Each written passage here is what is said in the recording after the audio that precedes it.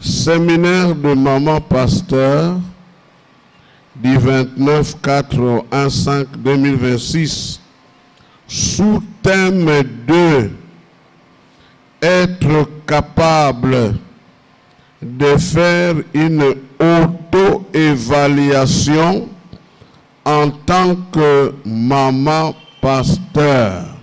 Alléluia. Awa bien aimé, maman pasteur nyonso faut avoir capable à kukizaba mutindu ngekele et awa betmetuba tolingi to rappeler nani tobengi mama pasteur awa eza pasteur ba ordonnateur ya mwasi tolobi c'est l'épouse du pasteur yende tobengi mama pasteur. Ce n'est pas la femme consacrée comme pasteur, non. Alors awa bet me souligner de ambumos. La meilleure façon de progresser, alléluia. Maintenant qu'on café le cola bet me koudia. La meilleure façon d'aller de l'avant, bet me touba, c'est faire une évaluation honnête. Naba domaine ina ngezo kwa na ntwala. Olingi libala na yo ekene liboso sa l'évaluation. Depuis au bala, aux awap, aux andenge nini. Bozo kene liboso ou bien bozo zonga na sima. Et tolobi awa ezana makambo moko boye ekosunga biso poto sala évaluation na sala 3e paragraphe. Tolobi, nous avons besoin de laisser de côté notre propre orgueil. Et loko mususu europékisa yo ko sala évaluation eza orgueil na yo. Omui pesa importance trop. D'ailleurs, nana ko reprocher yo. Orgueil. Yami balé, tolobi, prendre du temps de recul. Zwa motango mogoboye. Ya yo moko. Parce que tolobi, mutuazo évaluer yote. Mais yo moko, auto-évaluation. Yami sato. Oko kene même na retraite. Ndenge siko boye na retraite. Oke pembeni yo moko. Wana okosala évaluation ya yo moko. Samuke kukisaba mutinu ngekele. Ametuba dans un moment de silence pour réfléchir sur sa vie. Vanda nien ngekukitala wa mutinu ngekele ngekukizaba. Et bah élément zole dia ka meboela tatu plutôt. 1. La prière, lusambolo. Lenda sungange samu ngeku kizaba. 2. Benmetuba le silence.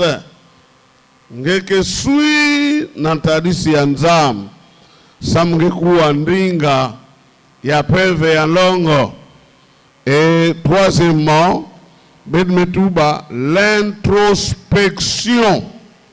Introspection, c'est-à-dire observation intérieure. Ngesona kukitala menakati okoti kati na yo po omiyeba. Et que dit la Bible?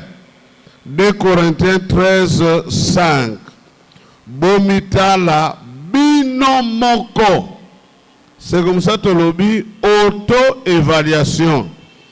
Bola kisa soki bozali na bondimi bomoni te ete Yesu Kristo azali na kati na bino soki te bosi bolakisi ete bobungi. Alléluia. Examinez-vous vous-même. Alors awa nzamba sengi biso tomitala s'examiner. Nzamba sengi biso to se tester. Parce que vous savez bien aimé, Dieu nous demande de faire un grand travail, accompagner l'homme de Dieu. Menge mutke sala kisalo ina, kanange mosi nge kukisaba ve, ngelenda kukave kusala kisalo ina. Donc, c'est sous terme d'auto-évaluation, yangonde ezo sungayo, pona ba sous terme nyonso mususu etikali, auto-évaluation. Donc c'est très important. Et auto-évaluation ngo ekosunga biso 1. Potoyeba ce qui marche en nous.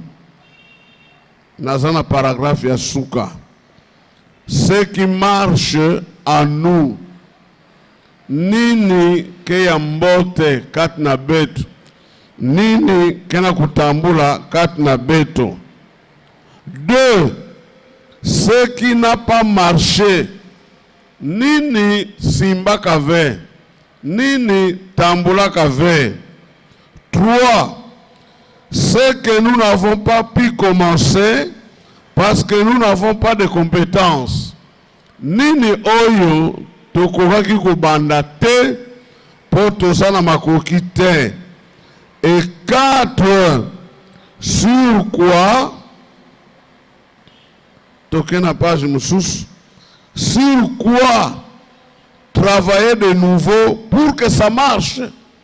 Parce que na moni ke na kokaki te. Sikoyo na ba domaine nini na kosala susu musala pour un marché. Et asuka ce que nous devons laisser tomber. Alléluia. C'est comme ce que j'ai dit, chère maman, que l'auto-évaluation, comme yeba yomoko, yangonde kusungayo, po sala oyo misali yomoko pe na batu mususu, ndakisa na papa pasteur, pona koyeba ye, tokota ba domaine nango, pona koyeba ye. Alors, ce que salami malamu, et comme mayo maman, oso ba décision moko boye facilement. Par exemple, pour la makambo et simba kite, facilement qu'on soit décision. Okoyeba ni ne sengeli yoko sala. Par exemple, pour la makambo e okoka kite, nge koka kave samuna nini. Nini me sangange samu nge koka de ambuina. Voyez par exemple, la Bible nous parle de Moana Wavila, l'enfant prodigue là. Tangani kuendaka, elle me s'est séparée na tata nandi. Kuna ni kuendaka pasi mibanda. Bedumezaba histoire. Mais à la fin, dans Luc 15-17, Bametouba, étant rentré en lui-même. C'est-à-dire, à sali examen de conscience. À sali moi auto-évaluation. Abi ori. Nanda kuna papa nanga. Même bateau ya yete. Mais basana bango bien, basoli na bango. Mais moi ici, je meurs de faim. À sali moi évaluation na ye. Et esungiye sikoyo pour azwa décision. Na verset 18 à l'obi. Je me lèverai, j'irai voir mon père, je lui dirai, Père, alléluia. Nyonso wana parce que ayeba ki gosala évaluation ya yemoko. Alors biso ba maman, ba message mingi ezoya. Mais oyo tozolobela sikoyo, soko zokoka yango te, oyo koya okoka pe yango te. Metolobipe, auto-évaluation, comme yeba, ce n'est pas facile. Ba maman est belé, ba mi yebite, c'est pas facile. C'est pourquoi dans l'introduction de l'obi, zoa orgueil, chia na pemben, longola orgueil. luka ozala yo moko seul à seul omitala ndenge yo ozali. Parfois, vous condamnez les autres des méchants et des mauvais.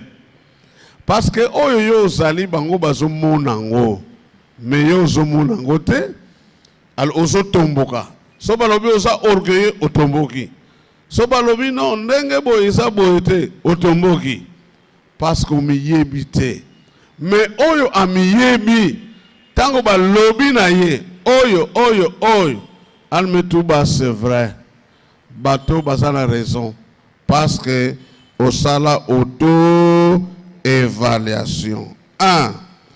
Premier domaine, votre relation avec Dieu. Si ko landa, ezate que biso toko évaluer bino. Yo moko, mais awa, c'est-à-dire exercice oyo. Awa peut-être on n'a pas tout le temps. Pona osala yango. Mais exercice oyo, il y a leçon oyo. Même soko zongi epai na yo. Luka un temps de retraite, un temps de prière, un temps où tu es seul avec seul. Zongela biloko nyonso yo, pesa la capable de komipesa ba réponse. Est-ce que vous comprenez, hein? Donc, awa, on n'a pas suffisamment le temps. Sinon, tant au saliboye, mouna moutouake dans un coin, à se poser ma question, oyo, et puis to zongi, net ba atelier. Mais on n'a vraiment pas le temps. Mais ce que zongi, sala yango. Awa, toujours fungula yo, net ba piste, pour que vous sala auto-évaluation. Tolobi, 1. Votre relation avec Dieu. Okoki ko évaluer ngele na kumibakusa wa mutindu ke relation ange nanzambe et ben metuba. La meilleure façon de commencer une évaluation n'est pas de commencer à faire une introspection que évaluation directement au bandit. Ben metuba, première chose, allez d'abord rencontrer Dieu. Lukana nzambe, nzambe ye ayebi biso, nzambe ye ayebi nyonso, kutana nanu na nzambe. 2. Fongolela ye ba porte ya motema na yo. Donc auto-évaluation toujours le bela awa, c'est mieux de le faire na contexte ya lusambolo. Donc liboso na nzambe. Parce que nzambe yende ayebi biso ayebi nyonso. Soko sali yango ngulu kaka boye ekosimba te. Mais devant Dieu, rencontre Dieu. Obongisi un moment de prière. Seul à seul avec ton Dieu. Ekozala même na butu batu balali yo lamuki ozutango mabondeli et au bandit parce que exercice yo eza facile te. Il faut tout ça d'un cœur sincère. Nzambe akosunga biso. Alléluia. Un certain nombre de questions. Par exemple, Omituni, quel est l'état de votre cœur devant Dieu? Motema nanga liboso na Nzambe. Eza ndenge nini? Wana eza mituna ozoko mituna. Yo moko pe ozopesa ba réponse pour te découvrir. Christ vit-il en vous? C'est-à-dire, Yesu yango, est-ce que ça bomo epanangai? Tozwandaki sa ya campus pour Christ.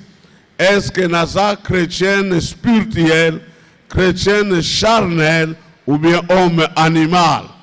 Est-ce que Yesu azo konza bomo inangai ou bien masumezali ou bien nanayamba Yesu te? Unio soze ba question.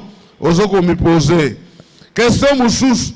Votre amour pour Dieu augmente-t-il ou est en diminution? Soko mitali.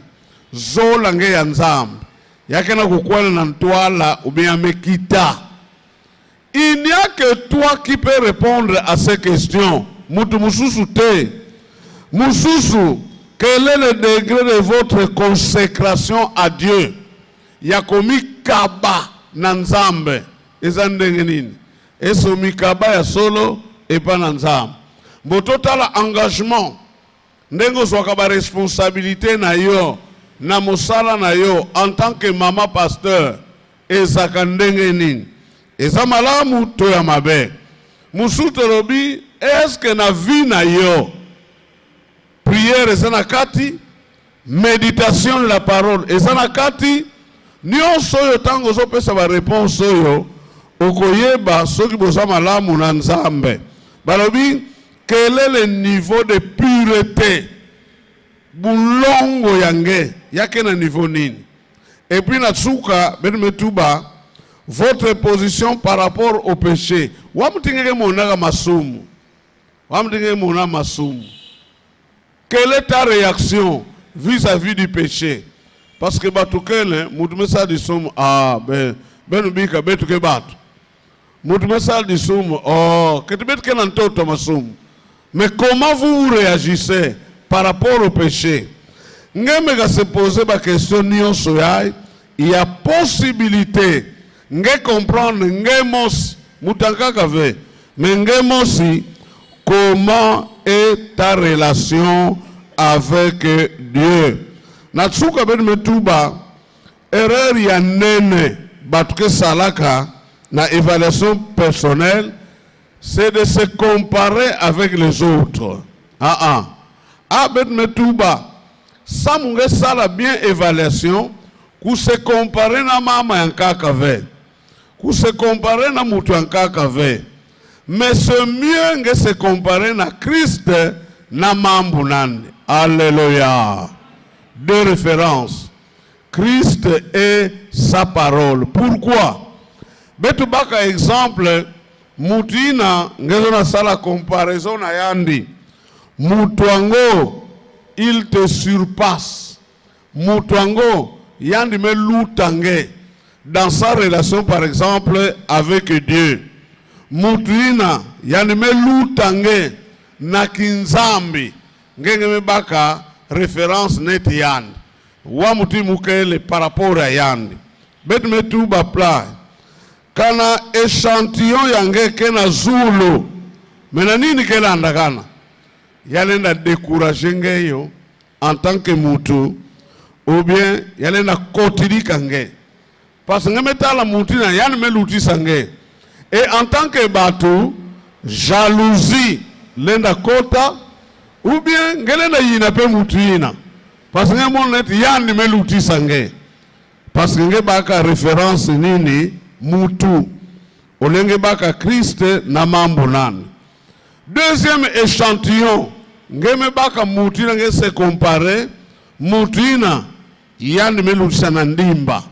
Donc, azana bomo imoko, il y a négligence. Bomo imoko, il y a tina moko te. Même que bonde la, abonde la kate. Osuye référence. Alors, tant qu'on se compare na ye, au monique yo oleki ye. Alors, nine ko botama, o koma fier, o koma même orgueilleux.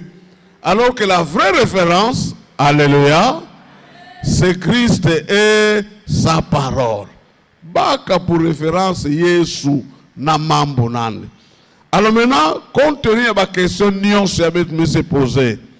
Réponse nini ngeke pesa samuna auto-évaluation na relation nge na Nzambi. Est-ce que relation ke yambote ou bien relation ke yaimbi? Ina ngeke na réponse. Mais betu me tuba awa betu kena kusala ya rapidement. Mais tant que vous touka, so satangu. Deux, votre relation par rapport à vous-même. Maintenant, vous avez une auto-évaluation par rapport à Ngemos. Kuna par rapport à Nzam. Mais quoi par rapport à Ngemosi. Betkena passage AG, chapitre 1er, verset 5. Sikoyo ngai yawe yangu ya nazali koloba na bino bokanisa malamu makambo oyo ezali kokwela bino. Mais j'ai préféré la parole de vie. Balobi, maintenant, je vous demande, moi, le Seigneur de l'univers, réfléchissez à ce que vous faites. Alléluia. Benukanisa naina benukena kusala. Ça c'est vraiment important. En tant que maman pasteur, piste yai yake mbote mingi samna ku edenge ngesala évaluation nange mosi. Réfléchissez à ce que vous faites.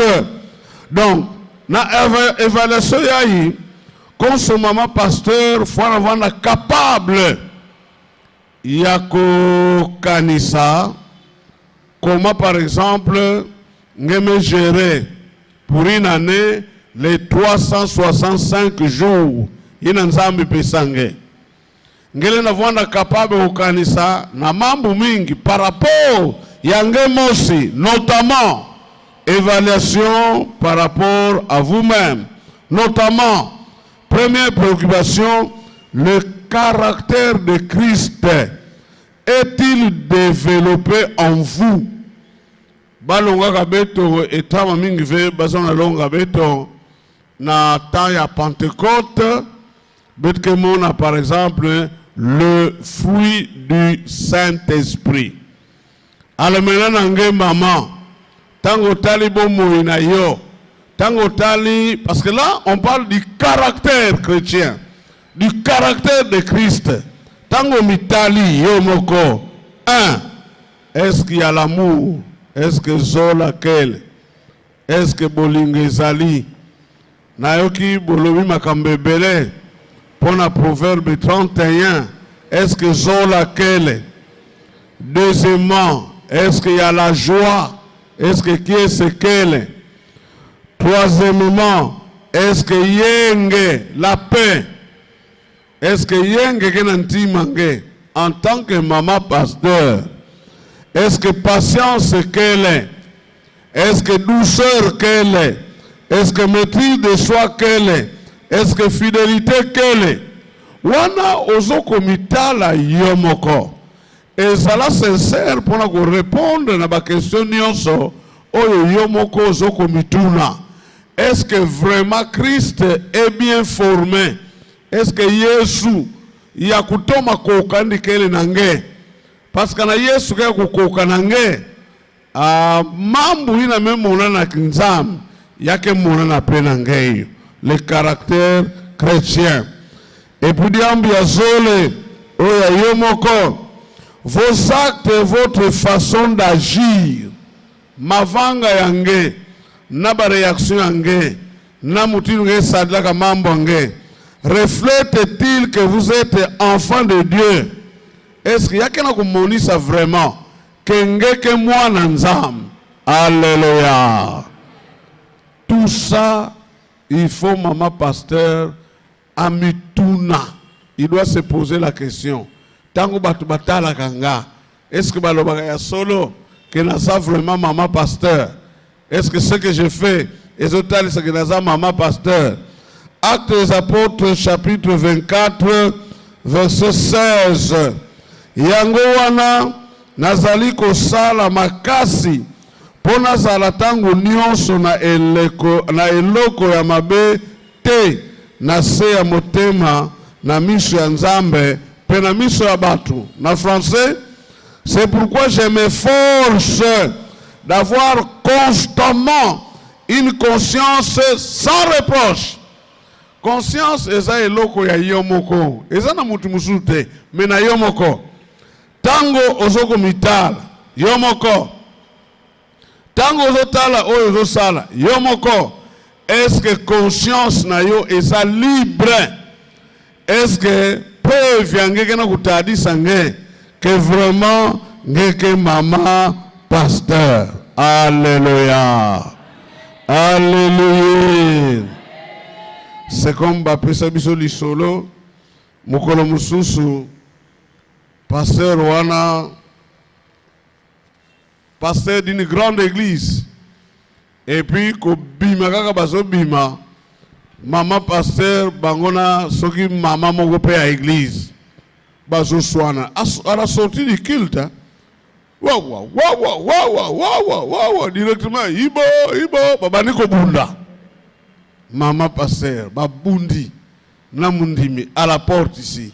Donc, événement, nouana, batonio sa église, bamona kiango. Papa pasteur alobite, moi so akuki nangate. Ame sala tini na yandi. Ame kwa en Afrique du Sud. Kuna pe, comme il était sérieux, bayambiye, azupe église. Vraiment un pasteur de feu, un pasteur puissant. Moi, salobi, nazana yokuna.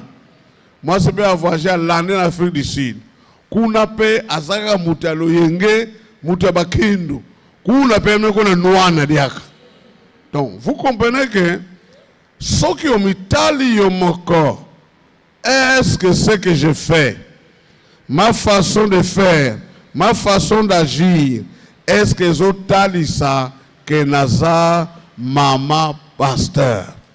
Vous savez, Bible dit, le Saint-Esprit témoigne à notre esprit que nous sommes qui? Enfants de Dieu. Est-ce que pevian longo lena tuba na peviange ya solo vanda na yo oza mama pasteur. Alléluia.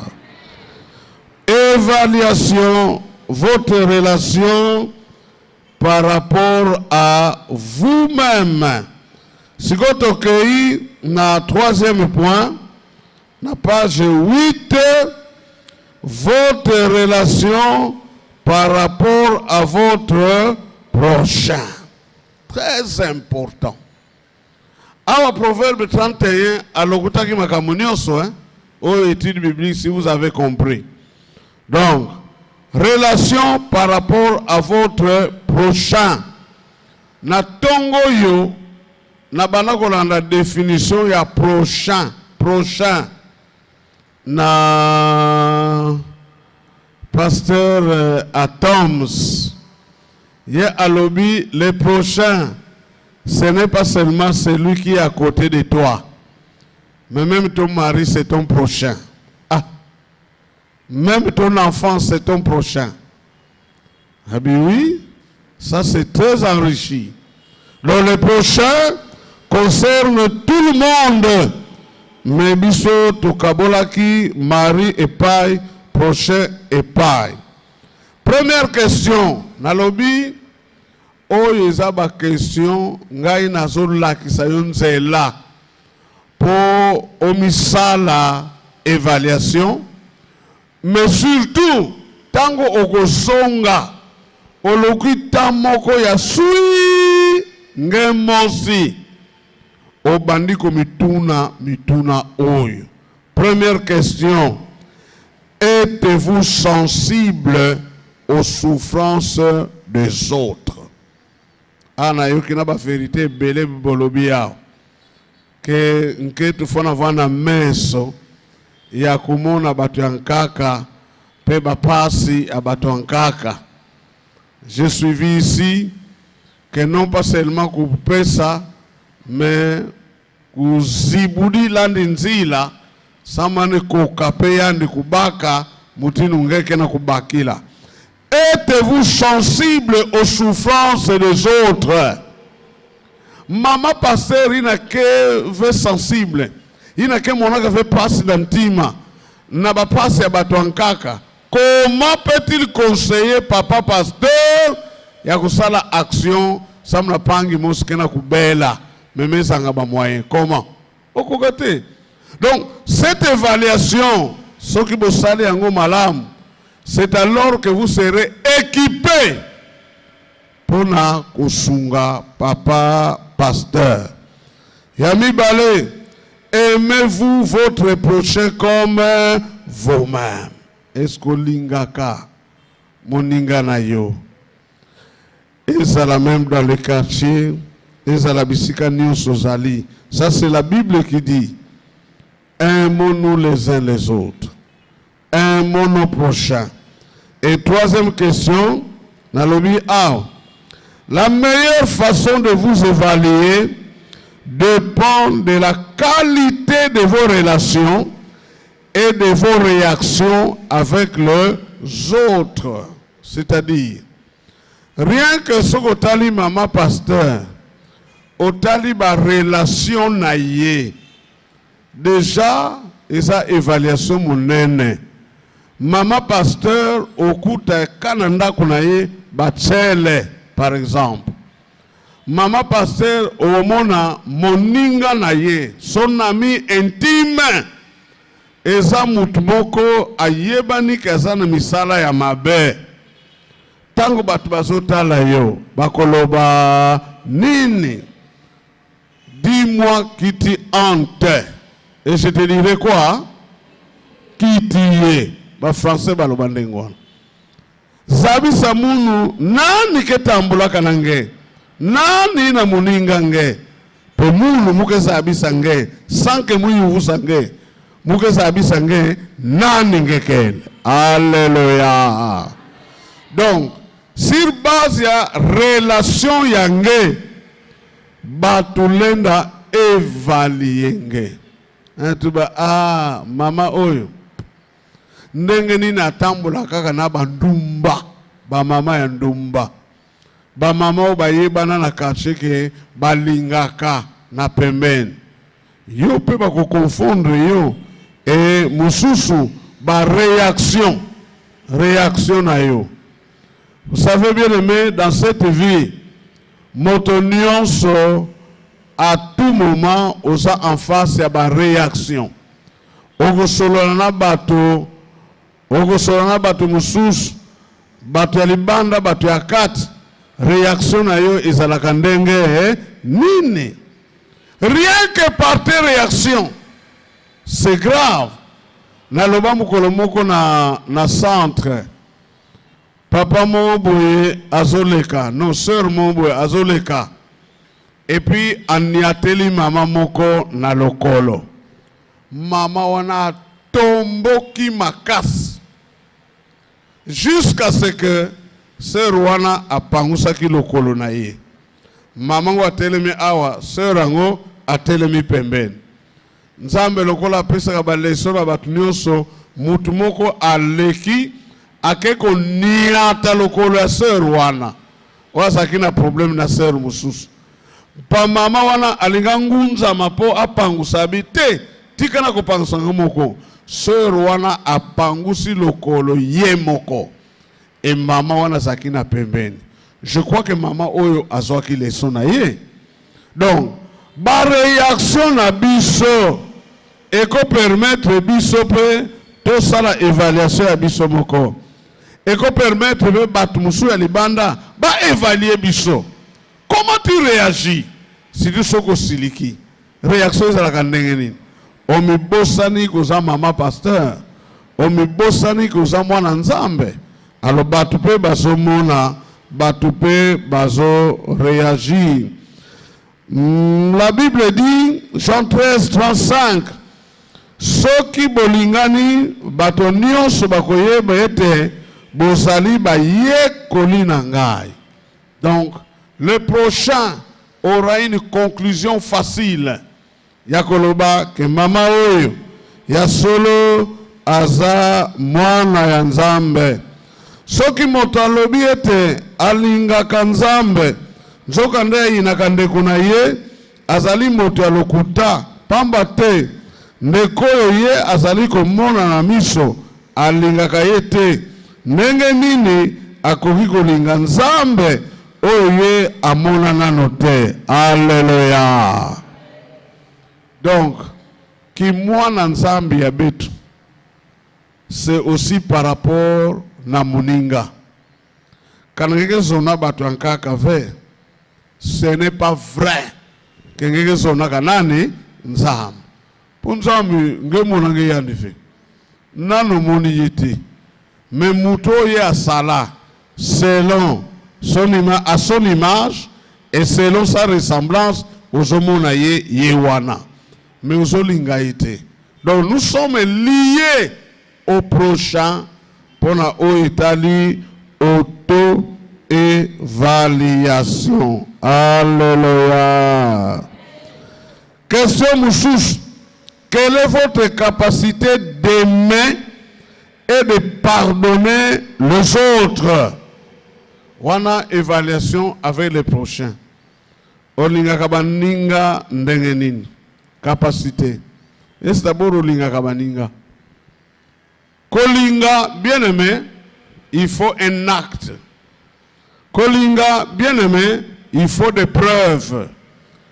Et ça na makambo ezo lakisa kolingi mutuana. Makambo ezali. Et ce qui makambo ezate, on peut douter que bolingo ezali. Dieu a tant aimé le monde. Alléluia. Qu'il a fait quoi? Il a donné son fils. Biso besoto linga kabaninga. Ba acte fezala. Est-ce que yo sala ba acte na baninga? Kotali sa que yo linga kabango. C'est pourquoi vous voyez, lokolo yo linga kabatute. Na église na binope. Même ceux qui un système de visite des membres, des malades. Attaque ezate. Yo maman pasteur. Ogo conseiller papa te pour eloko wana ezala. Parce que ezate et pas na yo. Donc ça te dit absolument rien. Oh bazo bela na ba hôpitaux. Comme yo okendaka te ko lakisa bolingo na bato bazo bela. Okozala pe na maloba te akoyebisa papa que non papa tout ça la boue. Donc vous comprenez que si vous êtes bien formé, alléluia, l'église est kokendepe liboso. Alléluia. Êtes-vous capable d'aimer et de pardonner les autres?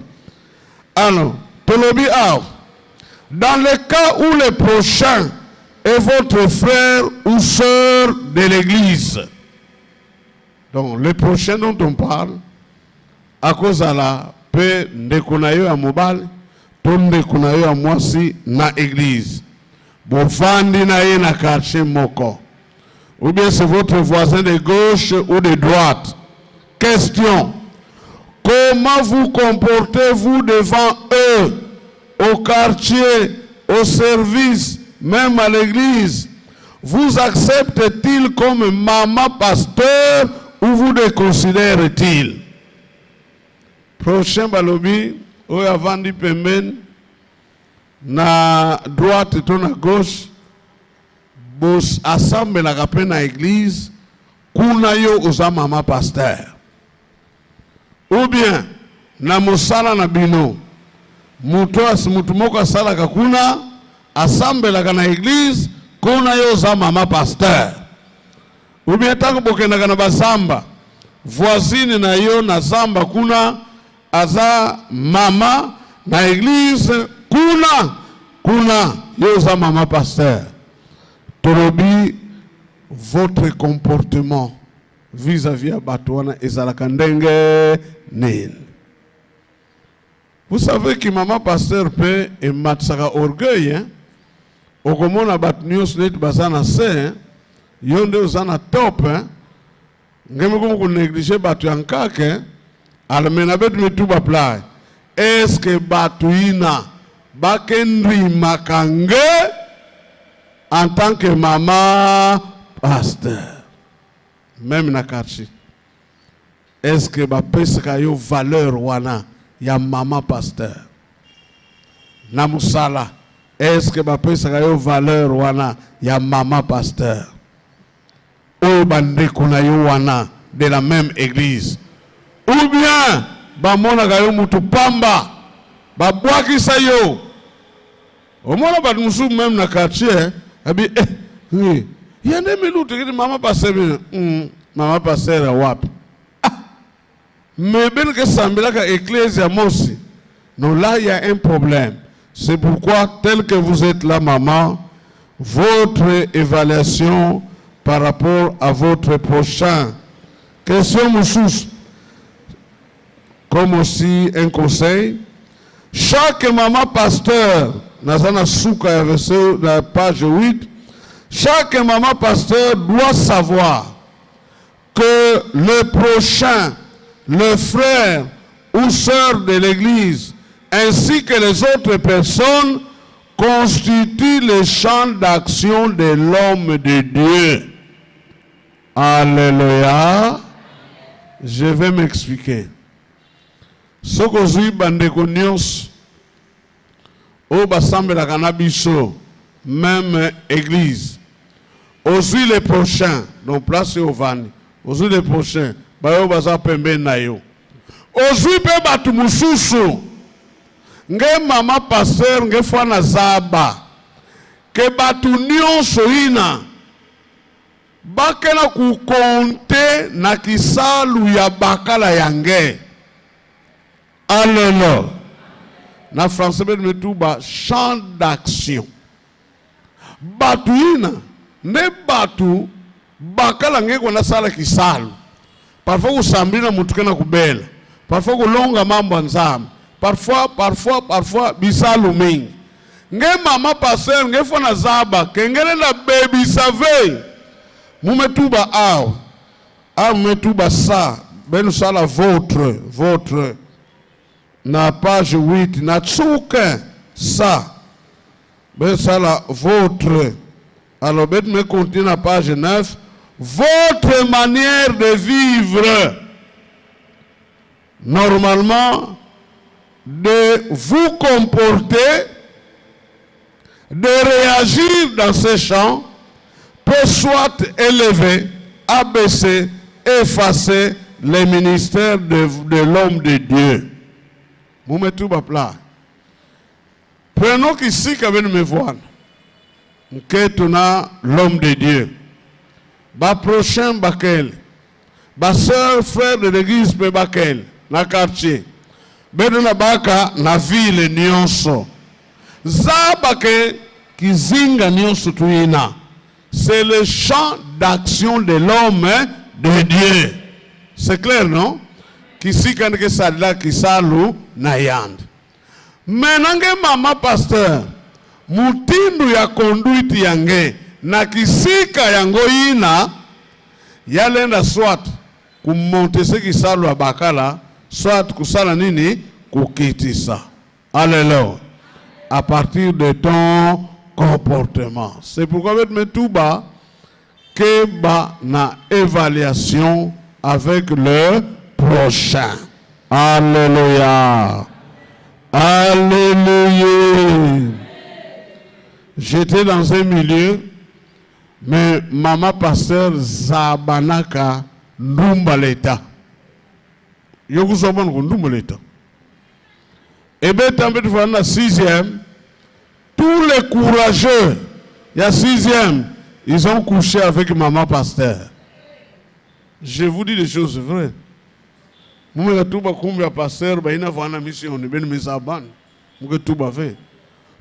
courageux de notre classe, ils ont couché avec maman pasteur. Alors dites-moi, ministère à papa, et vous allez ndengue, nin. Wana obomi papa, obomi ministère naye, obomi pe église locale. C'est pourquoi Keba. Tango kozonga kota na biloko wana pona évaluation. Yasuka, votre relation avec votre mari. Parce qu'en fait, évaluation de saliwana, comme j'avais dit, l'aboutissement, koulin, bakalange, yandinge sona encadré. Yandinge sona kisano nandi yakwene nantoile. C'est pourquoi ngeme bandate ngemosi par rapport à Dieu. Est-ce que moi n'ensam? Si maman pasteur souka ensemble n'ensemble était papa côté na prison. Ange kufwa malo.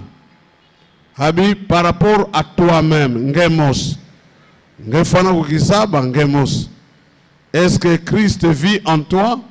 Et ce caractère ensemble, il y a que quatre nayo. Parce que maman pasteur en kaka insupportable. Insupportable. Mais ça va faire mon ciblage. Tellement de plainte que ça me enquête tout nan. Effectivement, bah ça là est boy, na moi si na est. Nzambe me tout bon, mais nani ni zona. Si tu es d'accord, je vais la tuer. Ah bika. Et jusqu'aujourd'hui, ils sont ensemble. Hein. Peut-être qu'ils ont oublié cette histoire-là. Parce que maman était insupportable. Évaluation avec le prochain. Mais avec le prochain, élément à souligner. Au Kobe sa ministère pastoral et mobile na yo, à partir du comportement na yo, na champ d'action na ye, keba na yo maman. Votre relation avec votre mari. Menayoka, ma question. Avez-vous pris personnellement du temps pour le connaître, lui et son ministère? Ça, c'est une grande question. On m'a dit parfois, Batuaïnza, Bamam Bake Tubaka. Parfois, il faut tirer des leçons là-bas. Na yoka, na un jeu comme ça qui concerne les couples. Batuni Massimo Mboye. Mobali na yo tango alataka soulier. Abanda kokotsa lokolo na kote nini. Azolata chaussette. Ah même ben que choué. Ah. Ben que choué, ben vanda ben. Ben que choué. Vous n'êtes pas curieuse même dans les petits détails. Ils ont échoué. Batuna, mobali na yonenga sawana, nge, bakala nge, kalesoni na me vote, au rouge. Bamkwenda, madame, abakala, kalesoni, enquête, hein? Les gens ont échoué. Parce que ce sont des bimas que vous négligez. Alléluia. Est-ce que vous êtes là? Je vous ai dit, hein, on aura une rencontre, papa, maman, pasteur. On va parler seulement des couples et familles. Tout évaluer binona nous ceux qui vous endengeni. Amen. Ah, attaquer comme faible, on va vous évaluer. Quand on a des maman pasteur, on va vous évaluer. Qu'est-ce que vous faites de l'homme de Dieu? On verra ça. Alors, awa, connaître le ministre, connaître l'homme de Dieu et connaître son ministère. Très important. Très important. Vous savez, bien aimé, si vous êtes vraiment maman pasteur et que vous connaissez l'homme de Dieu et son ministère, normalement, chaque maman fanazaba la grâce que Dieu a accordée à son mari. Est-ce que vous comprenez ce que je dis? Est-ce que vous vivez ici? Quand son quête fanazaba nkailu inanzambi pesaka nanani na bakala nandi. Normalement, nkailu ine kena bakala nge ya fona voila pena nani nange. Est-ce que vous comprenez? Hein? Quand nkailu ine kena bakala nge ya kepe nange ngeke sona kisalo ya nani?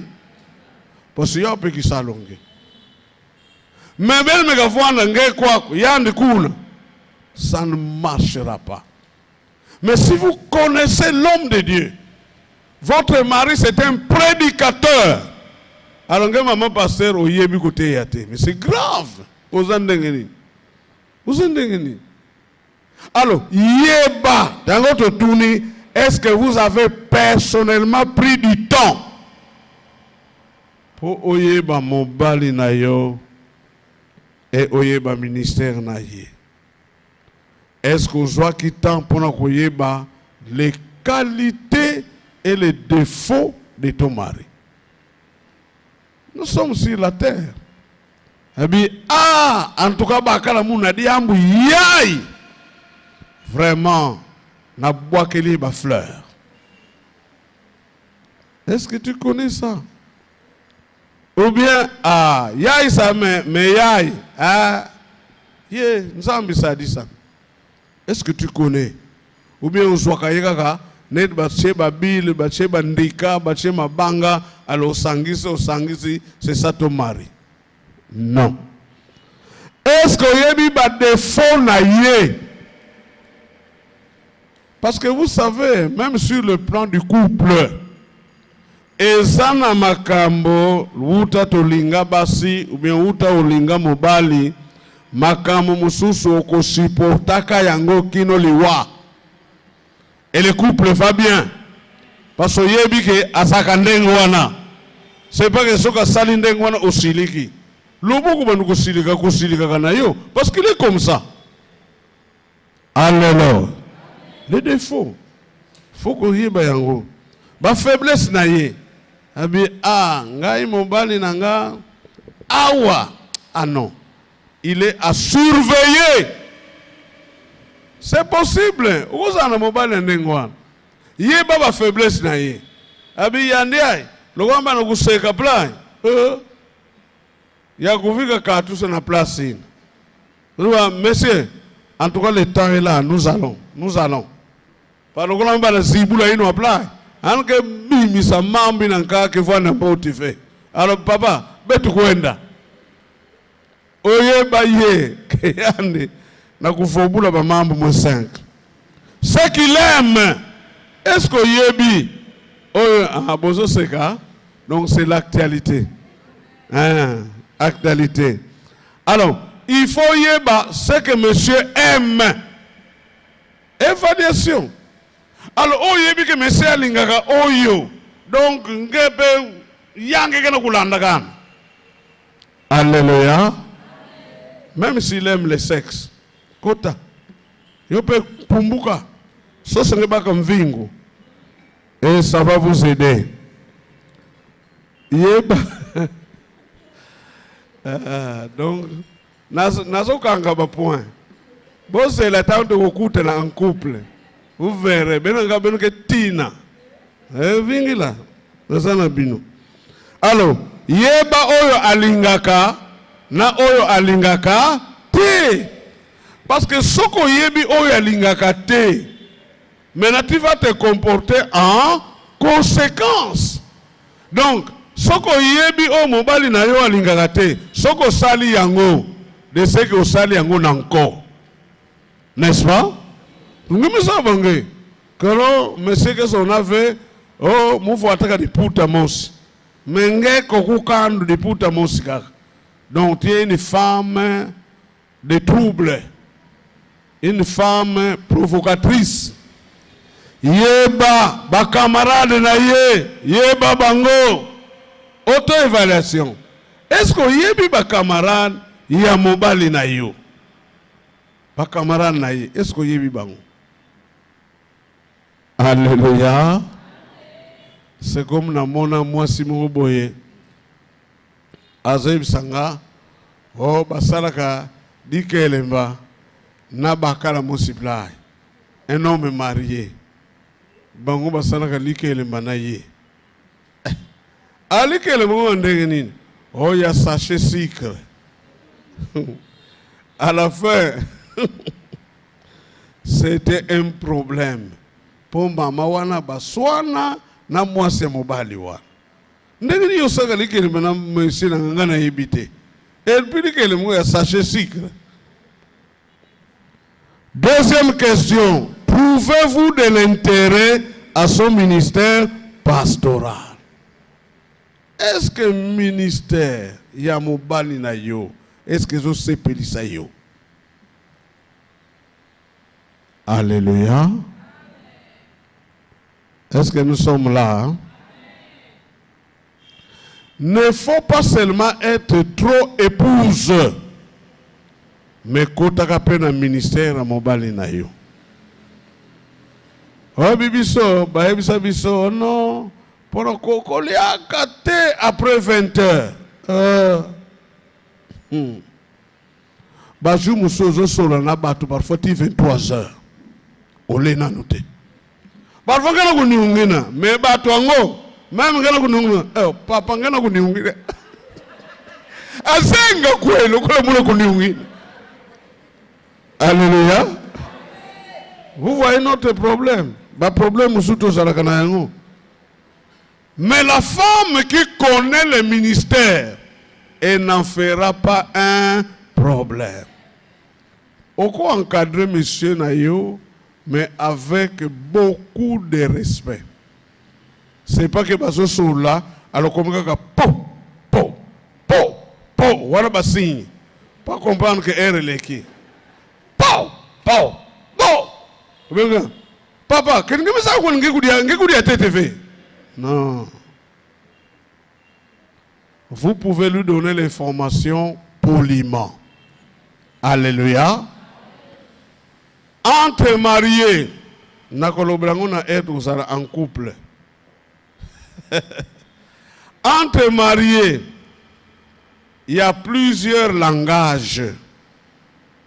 Il y a un langage qu'on appelle la bouche. Papa, mais il y a un autre langage qu'on appelle les yeux. Vous voyez bien, ouais?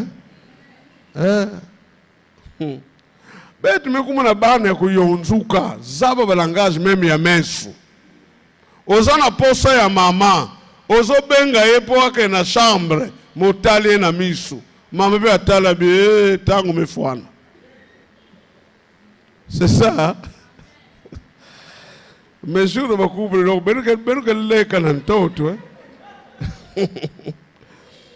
Trouvez-vous de l'intérêt à son ministère pastoral? Bien-aimé, comment vous sentez-vous devant lui? En paix, dans la joie, réservé devant sa présence, ou bien sa présence ne vous impacte pas? Et ça, mais tout n'a pas. Présence est mobile naïo. Est-ce que ça a un impact ou bien ça n'a pas? Nous sommes aux mituna. Maintenant, il y a souka. Suivez bien. Comment gérez-vous ces valeurs avec votre mari? Ba valeur en onini, l'amour. Comment vous le gérez avec votre mari? Évaluation. Évaluation. L'amour. Comment vous gérez ça? L'intimité. Comment vous gérez cela? Le sexe. Comment vous gérez cela?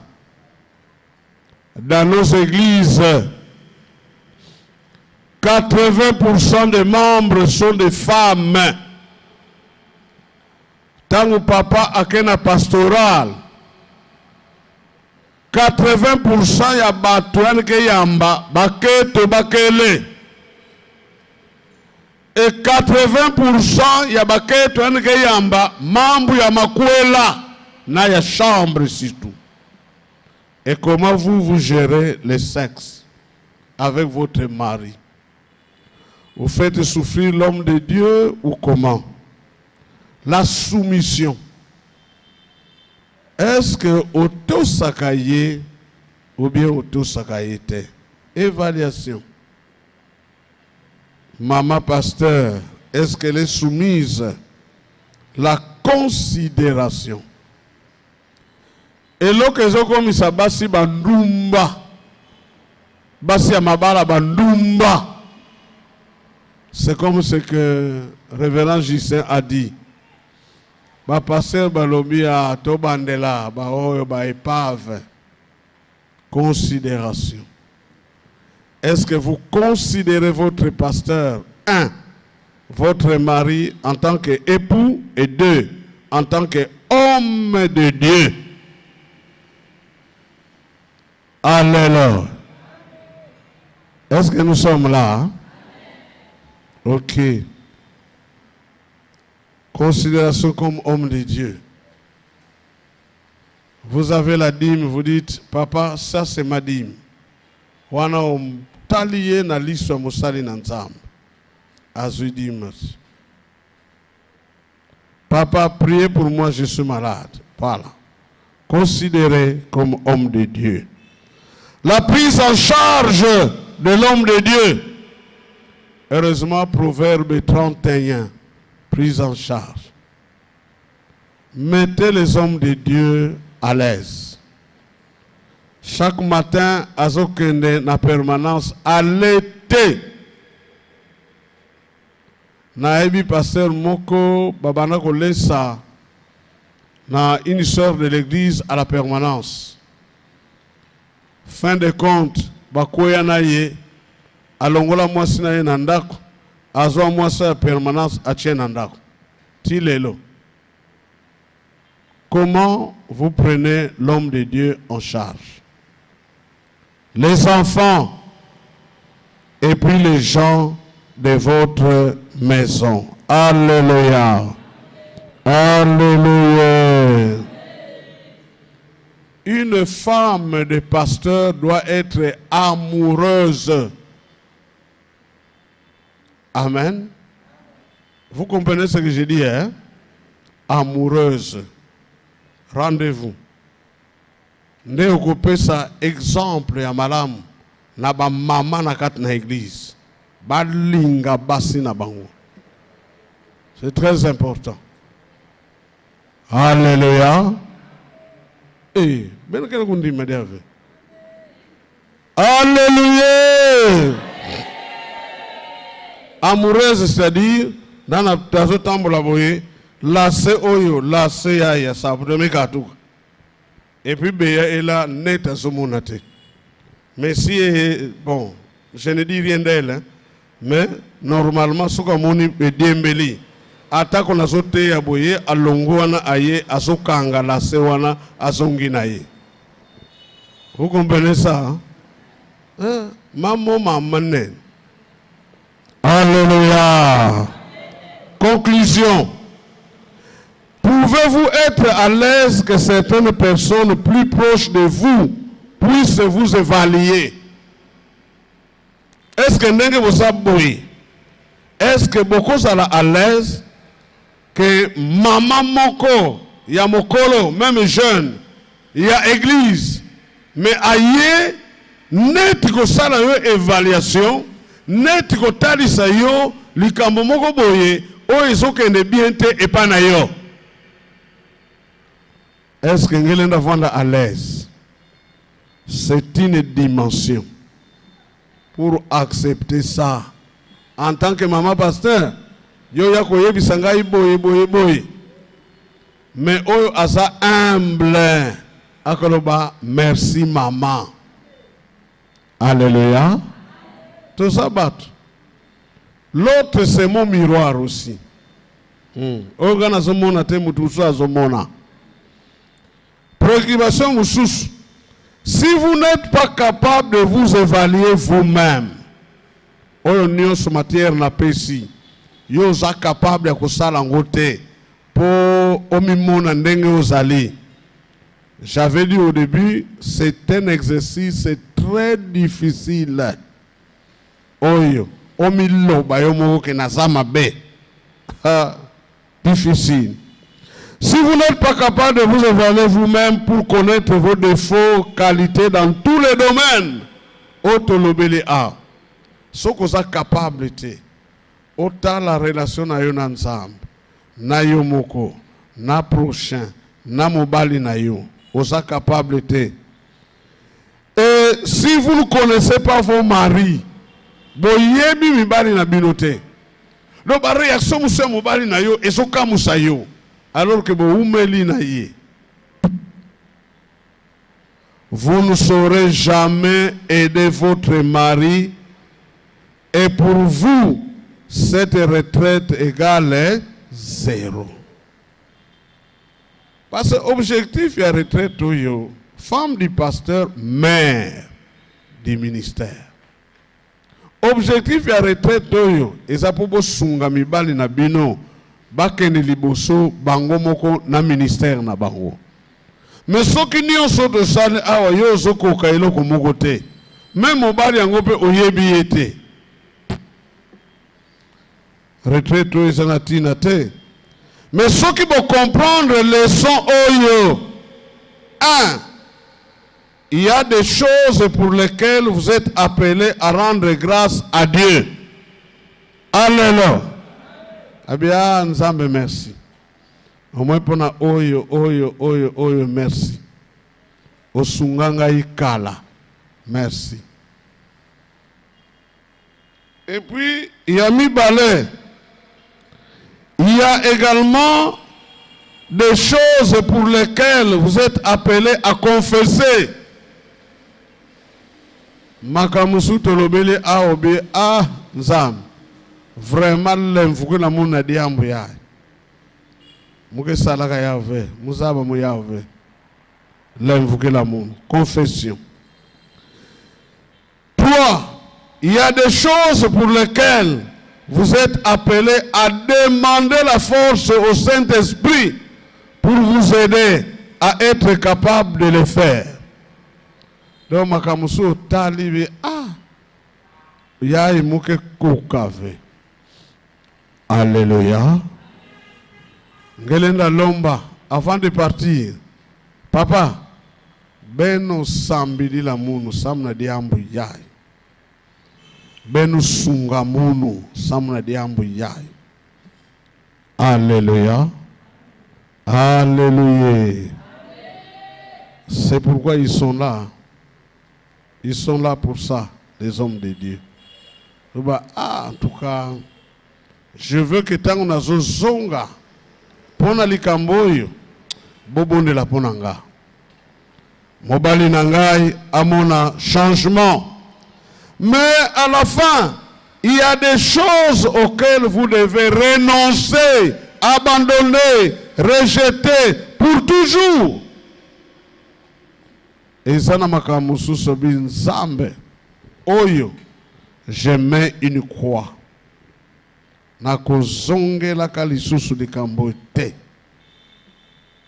elongwa na bomoi na ngai libela na libela e wana pe okosenga basali na nzambe pe basunga yo.